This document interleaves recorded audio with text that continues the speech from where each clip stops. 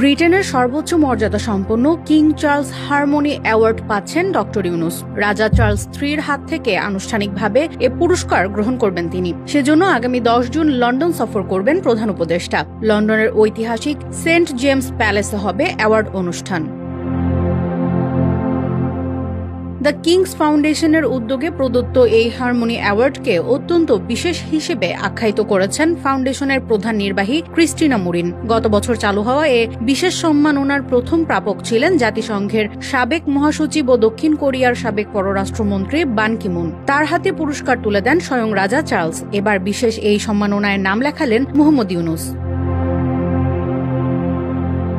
সরকারি সূত্র জানিয়েছে, প্রধান উপদেষ্টার 4 দিনের একটি সরকারি সফর চূড়ান্ত পর্যায়ে রয়েছে। প্রাথমিক পরিকল্পনা অনুযায়ী আগামী 10 জুন তিনি লন্ডনে পৌঁছাবেন এবং 13 জুন দেশে ফিরবেন। সফরের তৃতীয় দিনে রাজা চার্লসের সঙ্গে তার সৌজন্য সাক্ষাতেরও কথা রয়েছে।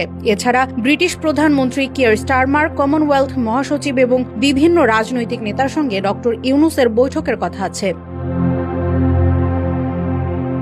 এদিকে 4 দিনের জাপান সফর শেষে 31 মে রাতে দেশে ফেরেন প্রধান উপদেষ্টা। এবারের সফরে তিনি জাপানে প্রধানমন্ত্রী ফুমিও কিশিদার সঙ্গে গুরুত্বপূর্ণ বৈঠকে অংশ নেন। সরকারি সূত্র বলছে, জুলাইয়ের মাঝামাঝিতে ডক্টর ইউনুস রাষ্ট্রীয়ভাবে মালয়েশিয়া সফর করতে পারেন।